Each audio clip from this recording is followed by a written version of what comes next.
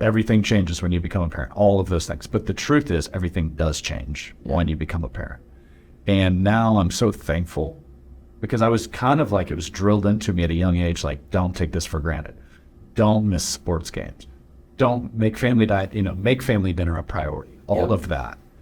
But I've also seen this business, it doesn't turn off. As amazing as finance is, it can eat you alive if you allow it to. And so if you were going to, like, let's just say you're talking to a dad out there, maybe share the white tea story, because that one hits home to me. Yeah. And you've got little ones. And if you can pass some of that wisdom down to that next generation, or like guys that have kids our age, where it's like, hey, it's never too late to change the path you're going down. But what advice would you give there on like that, how hard it was to balance? You're building this business for them, but if it steals your time and you don't actually get to see them, it's like the worst trade-off in the world. So just speak to that if you don't mind. Absolutely. And for me, Brad, look, God made me this way, right? I'm a driven type A personality, drive. So you have to be careful. I think you have to be really conscious of that, because I was running hard and doing that 7 days and that 6 and 5 and overtime. But I had this, some of the justification of me working hard and doing that was justifying, I'm doing this for family, right? I'm doing it for this family. And I'd say to myself, when my kids were 5 and 6 and 6 and 7, because my first two are 15 months apart, then the young guy came later, about 6-7 year gap. And I'd say, I'm grinding. Okay, they're 4 and 5 and 6 and 7. And I'd say, okay, I'm going to do this to the half point, which is when they hit 8 or 9, because I say, okay, by first 9 years I'm going, because then I've got 9 years left with them in my home before off to school. And I'm going to build this business to what then the first 9, and then the next 9 will be a lot more timeshare, justifying it that way.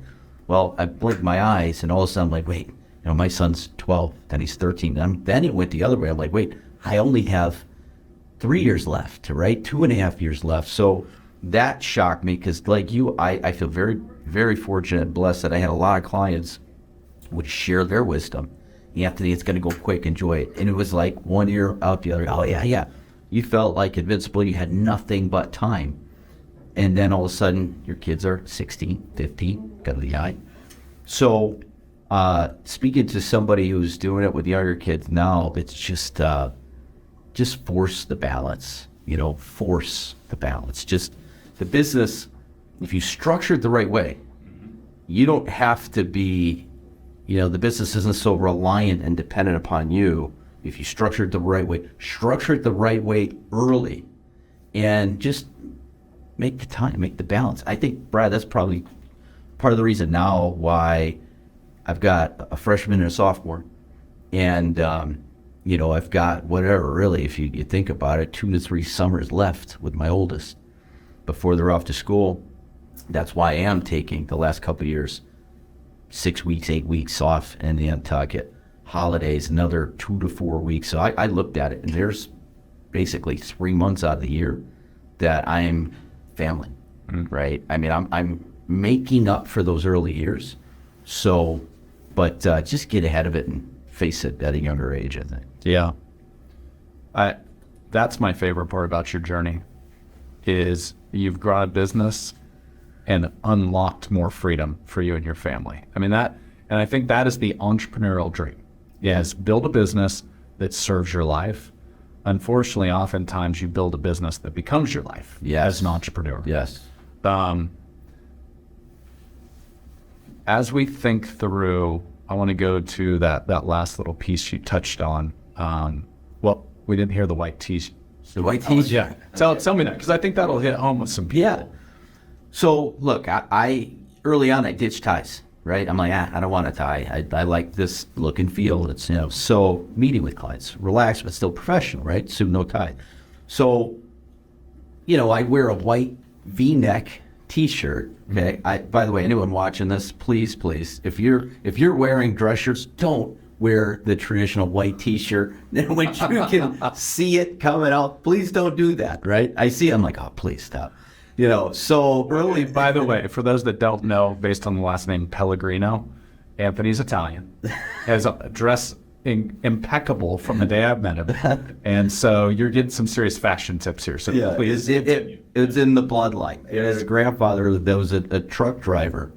You know, he literally drove a truck and worked on docks, yet he dressed impeccably, just well. People thought he was a mob boss. Because, like, he's not really a truck driver. No, he is, but that's how he dressed. So it's in the blood. But I would wear a white V-neck T-shirt under, so you can't see it, right? Mm-hmm. And basically, you know, my kids, if I was, you know, in the morning when they were young, and I'm leaving, and they'd say, white T-shirt, white T-shirt, white T-shirt. And I'm like, I don't know what the heck they're talking about, right? And then when I come home from the office, the first thing they'd be is white T-shirt. Now I'd find myself on, let's say, a Sunday, right? I'm home after radio stuff, and I'd put on a Nike T-shirt, right? And my kids would say, no, white T-shirt, white T-shirt. Brad, it didn't hit me till years later. I'm like, what the hell? What's their thing about the white T-shirt? Well, then it hit me. It's like son of a gun. The last thing they saw me wearing while I'm home before I left, because I had my white T-shirt on, do stuff, then I'd throw on my dress shirt over it, leave. Mm-hmm. And when I come home, the first thing, when I get home, I take that off, and they'd see the white T-shirt. So they hit me like son of a gun. To them little kids, that white T-shirt meant dad's still home. Mm-hmm.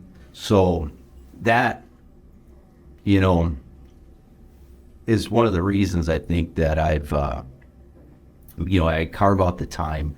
And again, now, incredibly blessed because I really, really get to spend a lot of time. You know, I was telling you, it's a blessing and it occurs with hockey, but literally from Labor Day to second week of December, almost every weekend for 3.5 months straight, I was in a different city with one of my boys and hockey tournaments everywhere, and just tons of bonding time, and it's awesome. Being able to build a business that affords you the opportunity to really connect and be with your kids, and I've learned some great things from our community, right? With Triad, the whole do business, do life.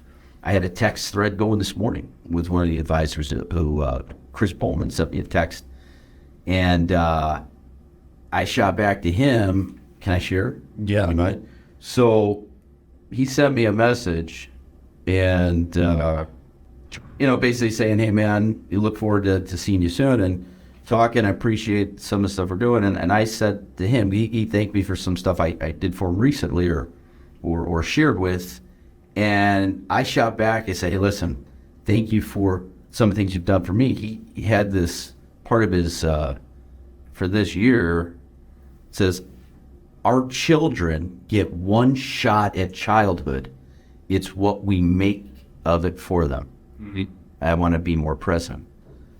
Yeah. So it's, for me, it's not just about being in a business industry where we can have iron sharpen iron and get better and make more and produce more. It's, I want to be in an environment with like-minded people, maybe dads, similar thinking, family people. And I'm like, listen, some of the business stuff I helped you with, I said, you have any idea how that one thing you said, what you wrote down, is stuck with me and resonated? And I'll remind myself of that. When kids get one shot at childhood, it's what we make of it for them. Be more present. I mean, so that is the epitome of do business, do life.